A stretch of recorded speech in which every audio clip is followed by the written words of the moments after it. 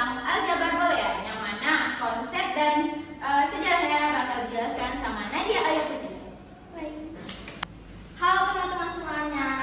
Nah, di sini aku akan sedikit menjelaskan tentang aljabar boolean. Nah, kira-kira teman-teman semua udah mengetahui nggak apa itu aljabar boolean? Nggak tahu.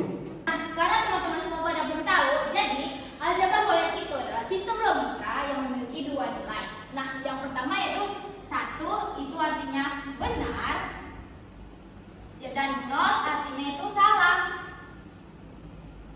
Kenapa dalam aljabar itu cuma memiliki dua nilai? Karena di dalam komputer itu tuh harus jelas benar dan salahnya. Jadi terdapat kalau satu itu benar dan nol itu salah. Nah, jadi sedikit ceritanya gitu. Apakah teman-teman sudah paham? Izin masih belum paham kenapa satunya itu harus benar dan nol itu harus salah. Nah, tadi kan teman-teman pada bingung nih, kenapa nilainya 1 dan 0. Nah, aljabar ini dipakai juga di dalam komputer untuk mengambilkan keputusan. Nah, komputer ini mengambil keputusan berdasarkan benar atau salah. Nah, kalau dalam komputer itu tuh terdapat satu itu benar, berarti kondisi ini terpenuhi. Nah, kalau untuk 0 berarti true, false atau salah. Ya, dimana kalau di komputer itu kondisi tidak terpenuhi. Karena ada dua nilai ini aja, jadi di dalam aljabar boolean bisa juga disebut dengan logika biner. Nah, aljabar boolean diperkenalkan oleh George Boole, yaitu seorang matematikawan yang berasal dari Inggris. Awalnya digunakan untuk mempelajari cara berpikir logis manusia. Nah, lalu berkembang menjadi komputer digital, pemrograman, bahkan keamanan sistem informasi. Tujuan utama dari aljabar boolean itu adalah menyederhanakan serta mengambil keputusan. Sekian, terima kasih. Nah, jadi itulah sedikit penjelasan tentang aljabar boolean dan sejarah aljabar boolean. Selanjutnya yaitu operator boolean dan tabel kebenaran yang akan dijelaskan oleh Ria Puspita, dan contoh-contohnya bakal dijelaskan sama saya sendiri, Nur Salsabila. Nah, setelah kita memahami apa itu boolean, kita masuk ke dalam operator boolean dan tabel kebenaran. Yang pertama itu ada N. N disimbolkan dengan persegi panjang. Suatu kondisi disebut N adalah ketika kedua kondisi itu true, maka hasilnya true. Untuk tabel kebenarannya,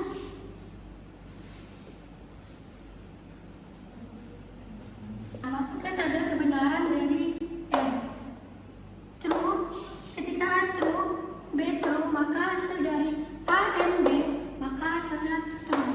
Jika A false, B true, maka A and B adalah false. Untuk operator N, apakah teman-teman sudah paham? Belum ngerti.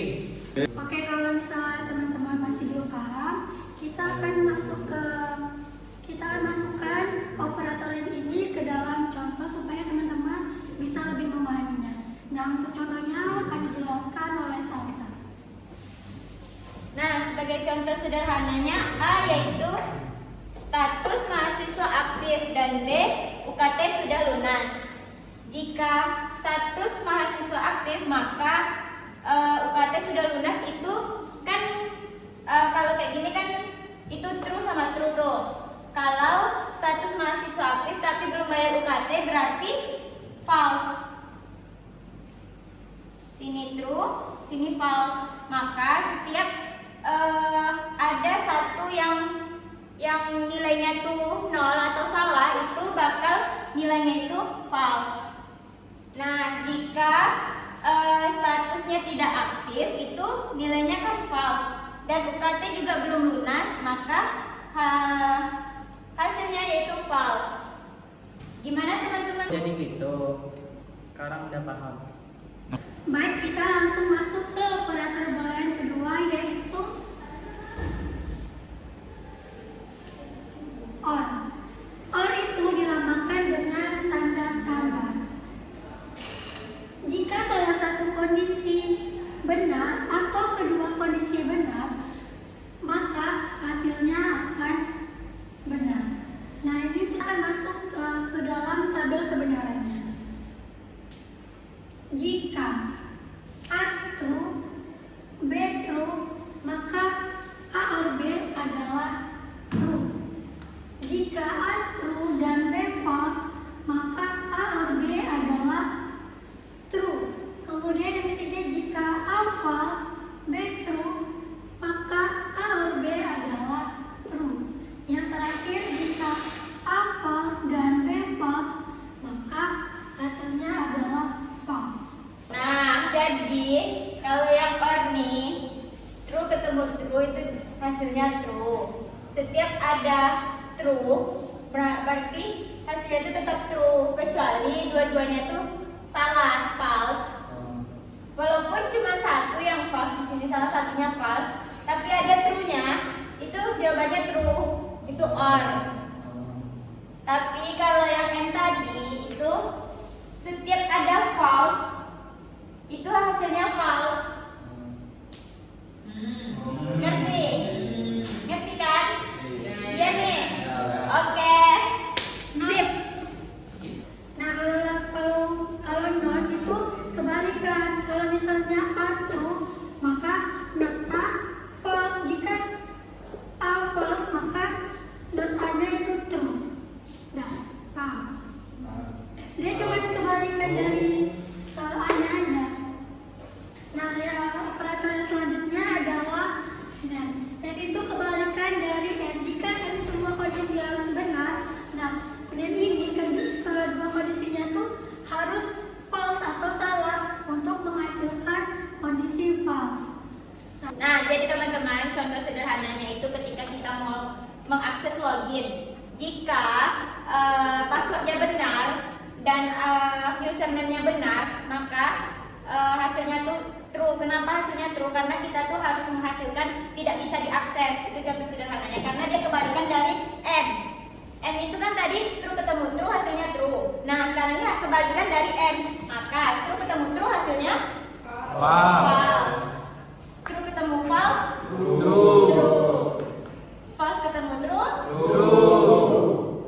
false ketemu false, Nah, udah ngerti teman-teman? Operator kelima adalah XOR. XOR ini bernilai true jika salah satu kondisi true.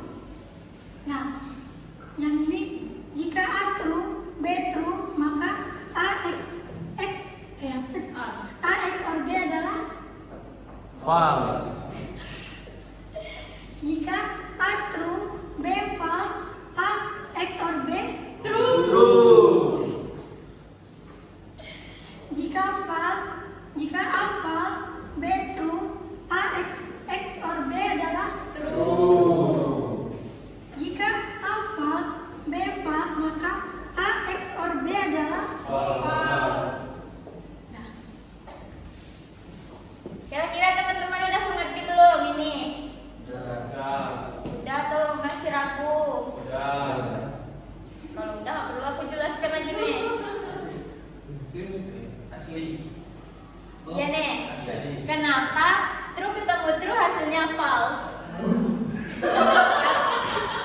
Kalau nggak ada yang nanya, aku aja nih yang nanya. Kenapa true ketemu true hasilnya false? Kalau benar ketemu benar harusnya salah kan? Kenapa? Karena dia kan XOR. Kenapa orangnya kayak gitu?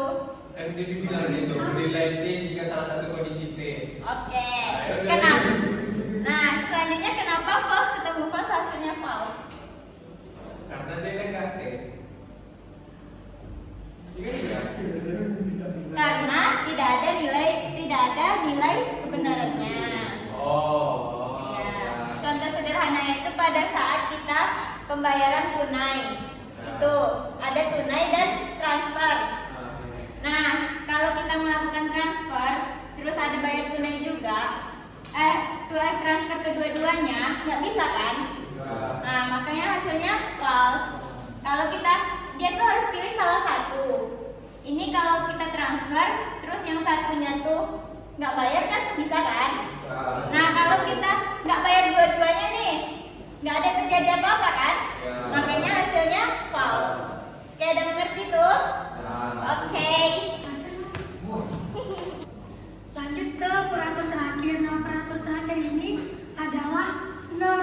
NOR ini kebalikan dari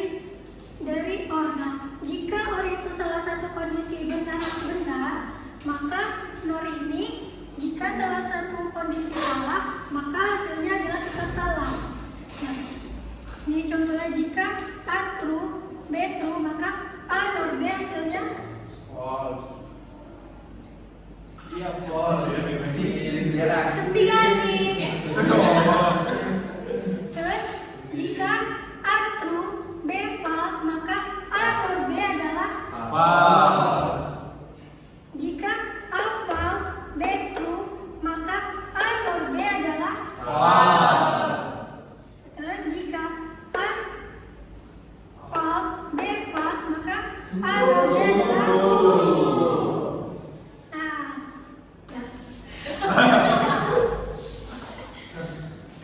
Oke, baiklah teman-teman, aku mau melanjutkan penjelasan dari Rias. Jadi teman-teman, NOR ini kira-kira sudah paham apa belum nih? Sudah. Sudah atau masih ada ragu-ragunya? itu lagu gimana? Betul nih. Betul. Ini true ketemu true, kenapa false? Ini true ketemu true, kenapa false? Karena dia kebalikan dari or. Kebalikan dari or.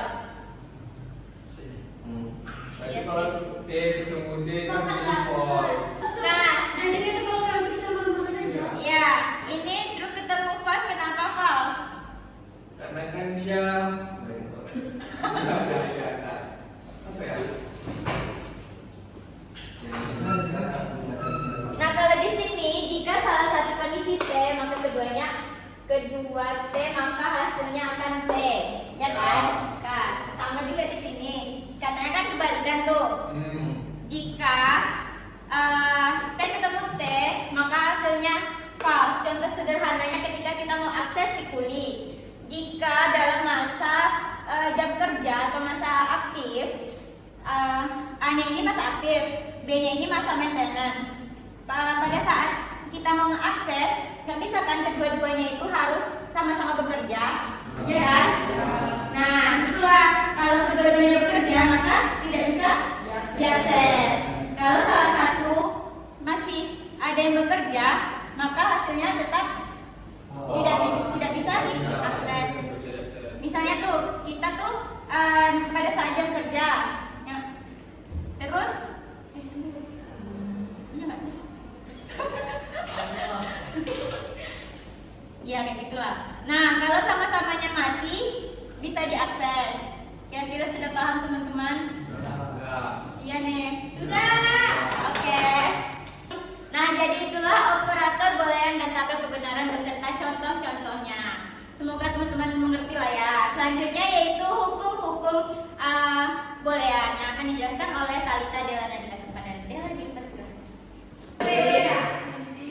Hukum-hukum boolean itu salah satunya adalah hukum identitas. Hukum identitas itu adalah hukum netral. Karena netral nilainya tuh ujungnya akhirnya tetap A. Rumus pertama itu ada or. A or 0 sama dengan 1. Dan A N1 sama dengan A. Dan ini contoh-contoh kebenarannya. A 0 1 A 0 0 0 sama kalau digabung itu jadi 0. A1 0 0 kalau digabung jadi 1. Maka hasilnya sama.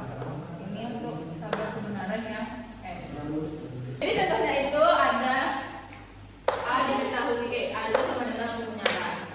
A or 0 sama dengan A. Ini kan rumusnya. Jadi kalau misalnya kita masukkan rumus A itu kan tadi sama dengan lampu menyala. Lampu menyala atau itu sama dengan ya false. Maka lampu menyala atau tidak ada apa-apa ya sama dengan ya tetap nyala. Kalau dimasukkan ke rumus or sama dengan lampu menyala dan benar-benar menyala ya sama dengan menyala. Jadi hukum yang kedua itu ada hukum dominasi atau di sini kalau untuk rumus or itu A nomor 1 sama dengan 1. Karena apa? Karena di or itu apapun yang ada nilai satunya itu udah pasti jawabannya itu sama. Dan kalau di N apapun yang ada nilai O itu sama dengan dijauhi, A itu sama dengan lurus. Jadi kalau kita masukkan rumusnya ke sini, A tambah 1 sama dengan 1 lurus atau sudah berhasil sama dengan lurus.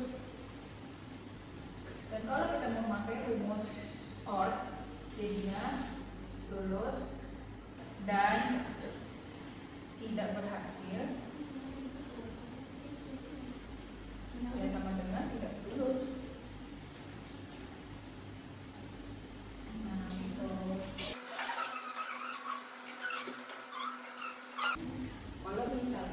Kalau misalkan baru-baru sama dengan Bisa nggak mirip kisah hadir, Bisa.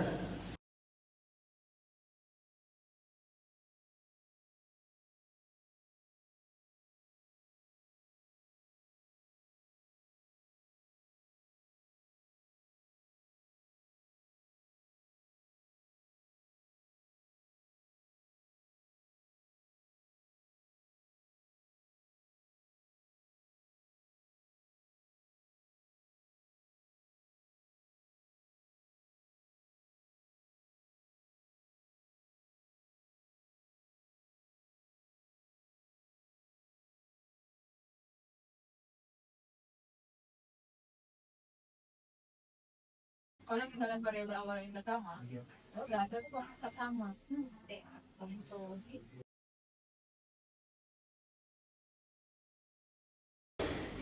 A tambah A sama dengan 1.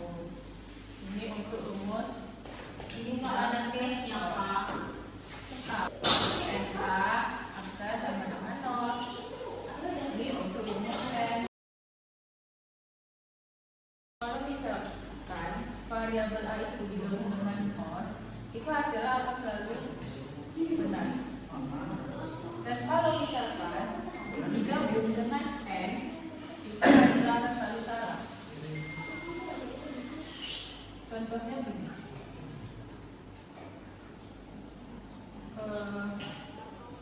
Anggap A itu sama dengan hujan. Kita masukkan rumus OR. A OR A aksen sama dengan 1. Jadi hujan atau tidak hujan sama dengan benar, tapi itu salah satunya.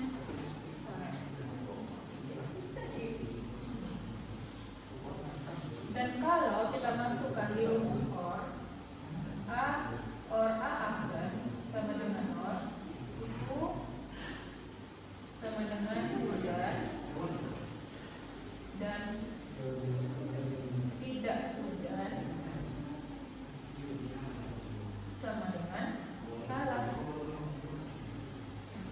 Kalau misalkan panas hujan, kulit tidak hujan, yang kita tahu di kampus ini hujan itu tidak, salah.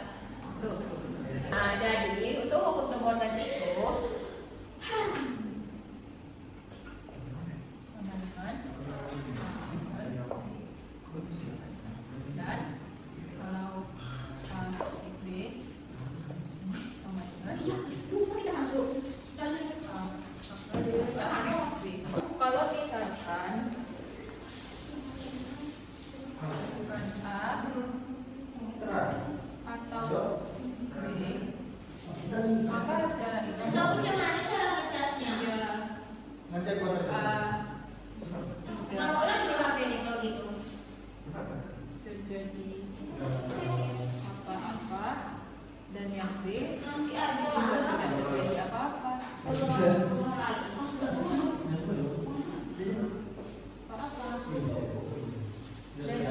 kalau misalkan bukan A dan B ini pasti kita mau ini. itu sama dengan tidak akan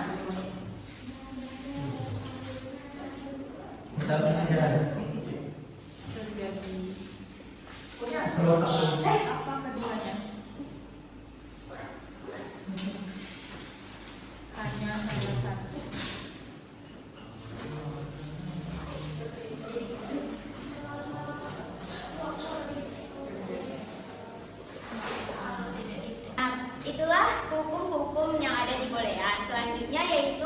penyederhanaan ekspresi boolean yang akan dijelaskan oleh Ridwan. Kepada Ridwan, dipersilahkan. Oke, sekarang kita masuk ke penyederhanaan ekspresi boolean. Nah, tadi kan sebelumnya udah dijelaskan cara penyederhanaan pakai hukum-hukum boolean. Nah, sekarang ada beberapa cara lagi cara menyederhanakan ekspresi boolean. Nah, salah satunya itu ada SOP atau sum of product. Yang dimana SOP ini adalah penjumlahan dari beberapa perkalian. Nah, atau bisa juga disebut dengan min term.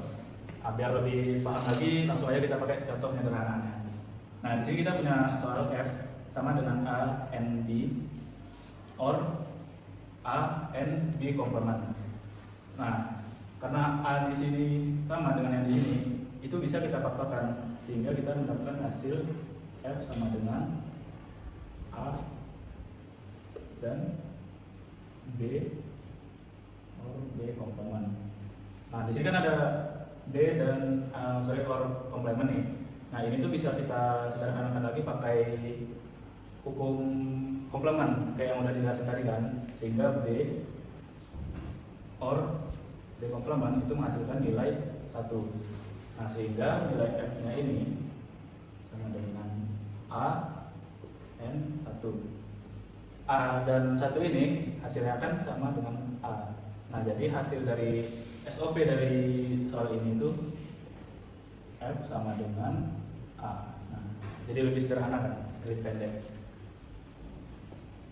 Oke, lalu ada cara yang kedua, itu ada POS atau kebalikan dari SOP tadi. Kalau SOP tadi kan penjumlahan dari beberapa perkalian. Nah, kalau POS ini product of sums, itu dia perkalian dari beberapa penjumlahan atau bisa disebut juga dengan max term. Sama aja kayak yang itu, biar kita langsung ngerti kita pakai soal aja langsung ya. Nah, di sini kita punya contoh soal F sama dengan A or B and A or B komplement. Nah, yang di dalam kurung ini kita bisa sederhanakan menggunakan hukum distributif sehingga kita dapatkan hasil F sama dengan A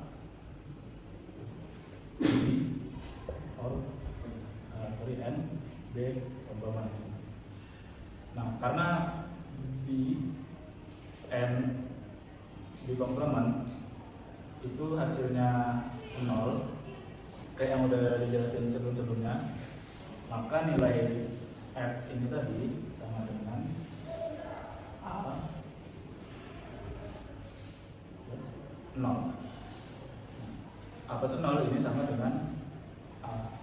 Nah, jadi bentuk sederhana dari soal ini tadi setelah kita sederhanakan dengan cara POS didapatkan hasilnya F sama dengan A. Jadi lebih sederhana dan nggak perlu pakai banyak variabel lagi. Nah, oke, tadi kan kita barusan sudah belajar soal SOP sama POS. Nah, selanjutnya cara penyederhanaan yang lain itu ada menggunakan data canvas atau K-map. Nah, K-map ini sendiri pada dasarnya itu kayak sebuah metode grafis yang digunakan untuk menyederhanakan ekspresi boolean menggunakan ini tabel-tabel kayak gini. Itu nggak usah dimasukin. Pada dasarnya K-map ini adalah metode grafis yang digunakan untuk menyederhanakan ekspresi boolean menjadi bentuk yang paling sederhana. Nah, sebelum kita masuk ke cara penyederhanaan, kita pelajari dulu nih. Nah, K-map ini tuh ada berapa model? Nah, untuk sekarang K-map ini tuh ada 2 model. Untuk model yang pertama ini seperti ini. Untuk posisi yang B-nya itu di bagian yang horizontal, sedangkan yang A itu di bagian vertikal. Nah, ini namanya model 1. Kasih namanya model 1. Nah, gimana cara kita ngisi K-map ini? Itu berdasarkan dari sini. Kita tentuin dulu nih nilai min termnya. Karena K-map ini kan nanti outputnya itu berupa min term. Nah, tentu sebelum kita tahu hasilnya, kita harus tentuin dulu urutan min termnya. Sini kita punya tabel A dan B kan. Nah, di sini kita punya A nilainya 0 dan B nilainya 0. Karena A0 itu sama dengan A0 dan B0 itu sama dengan B0. Lalu baris kedua ada A0 dan Selanjutnya ada B1. Lalu di baris ketiga ada A1 dan B0.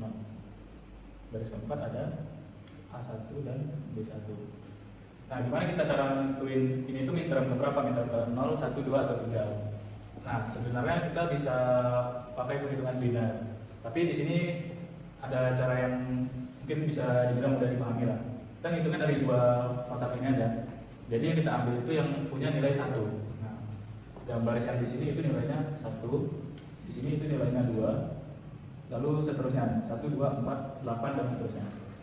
Nah, di sini kan kita nggak ada nilai 1 nih, berarti 0. Nah, di sini ada nilai 1, di sini 0. 1 ditambah 0 sama dengan 1. Lalu di sini ada 0, di sini ada angka 1. Nah, baris yang ini kan tadi nilainya 2 nih. Berarti 1 ini sama dengan 2. 2 ditambah 0 sama dengan 2. Yang di sini ada angka 1 dan angka 1 juga.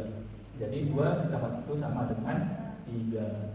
Nah, jadi dari sini kita bisa nentuin nih urutan midterm keberapa dia. Setelah kita dapat hasil di sini, kita masukkanlah ke skemanya. Nah, untuk yang model 1 itu dia metodenya itu urutannya dari kiri ke kanan gitu. Yang di sini 0, 1, 2, dan 3. Jadi dia bentuknya itu seperti ini. Nah, kita isi dari midterm ke 0. Ini midterm ke 0. Yang isinya A0, B0. Kita lihat di sini A0, isi di sini. Terus ada B0, terus di sini. Lalu ada midterm ke 1. Kita lihat di sini A0 sesuai barisnya ini kan. Lalu ada B1, tulis B. Terus ke midterm kedua, kita lihat di sini A1, berarti nilainya A, B0, B0. Nah, kalau di midterm ketiga kita bisa isi A1 dan B1. Untuk yang ini model kedua itu bedanya cuma peletakannya aja. Yang A di bagian horizontal, sedangkan yang B itu di bagian vertikal. Untuk cara pengisiannya dia cuma berbeda urutannya aja. Dia urutannya ke bawah dulu. Jadi ya seperti ini. Nah, untuk midterm 0 kita lihat di sini ada A0 dan B0. Nah, isinya sih sama aja sebenarnya. Lanjut ke midterm 1 ada A0, B1. A0, B1. Lalu midterm 2 kita bisa lihat ada A1, B0. Lalu yang ketiga itu ada A1 dan A1 dan B1. A1, B1. Nah, gini cara untuk ngisi dari Kemet atau peta Carnot. Nah, untuk cara penyederhanaannya, enak kita langsung bahas soal aja nggak, biar gampang gitu. Kita tulis soalnya. Terus.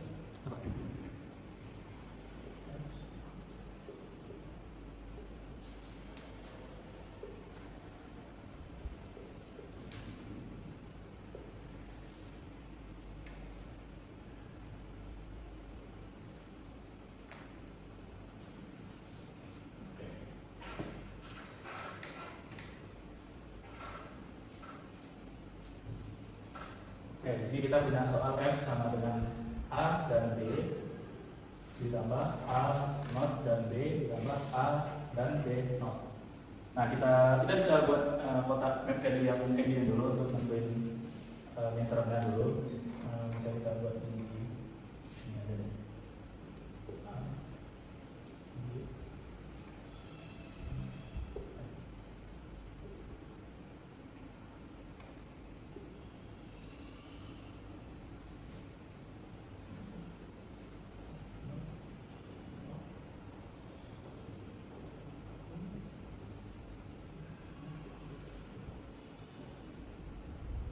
Jelek bukan?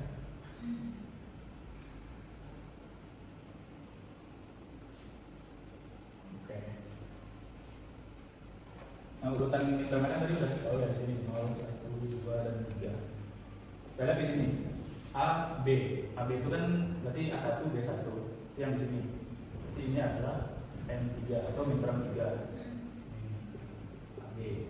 Terus ada A not sama B. Kita cari A not berarti yang ini, yang B berarti ini. Berarti ini adalah N1. N1. Terus ada A dan B not. Berarti dia minterm 2. Berarti N2. Nah, baru setelah kita dapat ini, oh ya, ini bisa juga kita tulis hasilnya jadi kayak gini. Ini 0, ini 1, 1, 1. Karena yang dicari itu nilai height atau midterm. Mana ya? Nah, setelah kita dapat ini, barulah kita masukkan ke dalam Kmap. Nah, di sini kita pakai model yang kedua aja.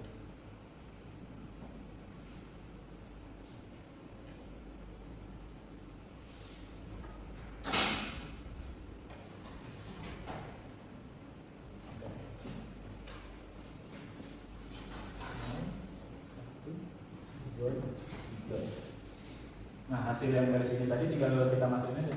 Ini di midterm 1 kan ada hasil yang 1. Di midterm 2 juga ada 1. Terus di yang midterm 3 ada 1. Nah, terus tahap selanjutnya kalau kita mau menyederhanakan, kita lakukan yang namanya looping atau mengelompokkan. Jadi yang punya nilai height ini kita looping. Nah, ini sama ini. Nah, setelah kita looping, kita keluarkanlah nilai midtermnya. Ini midterm 1. Midterm 1 itu nilainya di sini ya kan. Itu nilainya ada A0, A0 sama B 1. Terus yang di sebelahnya, karena ini kan di looping di posisi 1. Nah, dapat juga nih hasil dari midterm 3. Jadi ada A, B. Nah, yang ini juga nih kita keluarkan juga nih nilai dari midterm yang dari looping ini. Kita dapat di sini midterm 2. Midterm 2 itu nilainya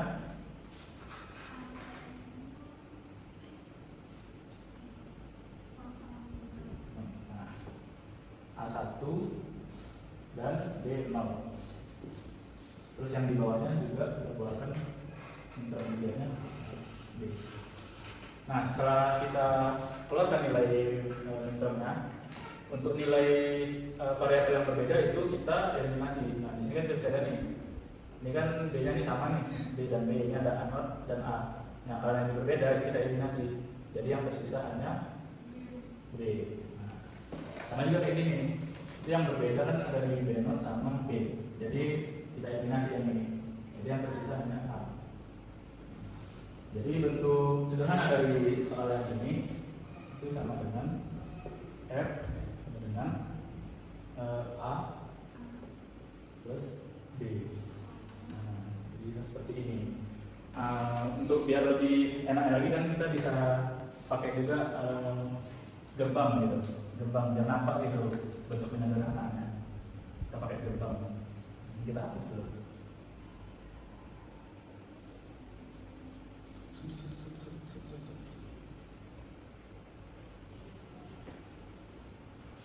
Oke, dari soal ini kita buat dari gerbang ya. Sini ada 1, ada A sama B. Ini ada A, ini ada B. Terus ada A0 sama B. Ada A0 sama B. Terus ada A sama B0. Ada A sama B0.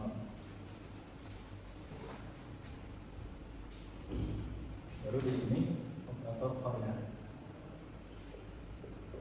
Nah, karena ini belum disederhanakan, masih bentuk soal yang seperti ini kan dia masih bisa dibilang mungkin punya banyak gerbang seperti ini. Makanya kita sederhanakan lagi ya kan, dengan Kmap ini sehingga didapatkan hasil A sama B. Jadi hasil penyederhanaan itu sama dengan seperti ini untuk gerbang. Ini A, B, ini or-nya. Jadi lebih sederhana, cuma perlu satu gerbang aja. Jadi yang sebelumnya ada 4 gerbang, setelah disederhanakan bisa jadi satu gerbang aja. Nah, jadi untuk penyederhanaan pakai Kmap kira-kira gitu ya. Nah, jadi kayak gitu cara penyederhanaan pakai KeyMap. Nah, untuk teman-teman ada yang masih bingung atau udah ngerti nih cara pakai KeyMap mulai dari cara ngisi sampai cara penyederhanaannya? Sudah. Oke. Oke, dari pembahasan kita dari awal sampai akhir tadi, nah di sini ada 2 studi kasus buat teman-teman kerjain untuk menguji sampai gimana sih pemahaman kalian tentang aljabar boolean tadi yang udah kita pelajari sama-sama. Nah, untuk studi kasus yang pertama ini siapa yang mau kerjain duluan? Saya Om. Nah, oke, silakan untuk Om Abdul. Nih, yang ini kan. Ya. Di sini kan syarat untuk mahasiswa kan A sama dengan mahasiswa E. Betul. B IPK lebih besar 3,50. Dan C ekonomi sama dengan ekonomi kurang mampu. Oke. Nah, di sini kita buat aljabar boolean. Oke. Ya, betul kan? Betul. Nah, di sini A dikali B untuk buka kurung tutup ditambah C. Jika diketahui A adalah 0, di sini kita tulis sama dengan 0 dikali B yang 1 terus ditambah C yang 1. Nah, sama dengan di sini 0 ditambah 1 sama dengan 1. Jadi mahasiswa masih bisa mendapatkan beasiswa karena memenuhi syarat C karena ekonomi kurang mampu. Gitu. Baik, di sini saya akan membedakan studi kasus 2 di mana dalam sebuah sistem informasi fitur bantuan boleh diakses ketika user sudah login atau user adalah admin. Nah, di sini kita akan buat tabel kebenaran terlebih dahulu. Di mana ini ada 0011 dan B-nya 0101. Sekarang kita akan mencari F-nya, di mana ketentuannya adalah user sudah login atau user adalah admin. Jadi menggunakan operator logika OR, yang dimana jika salah satu yang bernilai benar, maka hasilnya adalah benar. A-nya 0, B-nya 0 berarti F-nya 0. A-nya 0, B-nya 1 berarti F-nya adalah 1. A-nya 1, B-nya 0, hasilnya 1. A-nya 1, B-nya 1, hasilnya 1. Sekarang kita akan membuat KeyMap-nya, di mana kita akan masukkan hasil F tadi ke dalam modelnya. Sini ada 0, 1, 2, 3. Kita lihat min term 0-nya. Yang pertama 0, yang ke 1 1, yang kedua 1, dan yang ketiga 1. Setelah ini kita akan meloopingnya, yang dimana ini. Nah, kita akan mengeluarkan A dan B-nya. Sini ada min term 1. Untuk A-nya 0 berarti A0 dan B-nya 1 berarti B. Kemudian yang ke min term 3, A-nya 1 berarti A dan B-nya juga 1 berarti B. Kemudian yang atasnya yang kedua, A-nya 1 berarti A, B-nya 0 berarti B 0. Dan yang ketiga dari A sama B karena bernilai 1. Di sini dilihat ada yang berlawanan. Yang berlawanan ini kayak A aksen sama A biasa. Ini kita coret saja. Sama seperti halnya dengan B ini. Coret. Menyisakan B dan A, maka F sama dengan A tambah B. Jadi inilah hasil penyederhanaan dengan menggunakan KeyMap. Betul. Nah, baik teman-teman, setelah semua yang kita lakukan tadi, udah pemaparan materi, tutorial, dan studi kasus. Nah, aku mau ngasih tugas satu aja, gampang kok.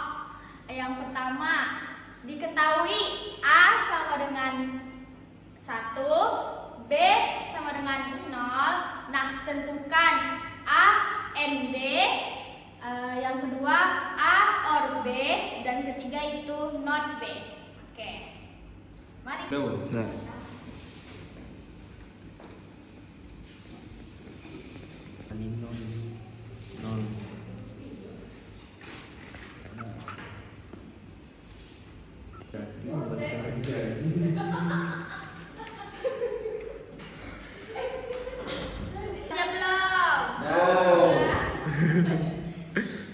Sudah. Amin.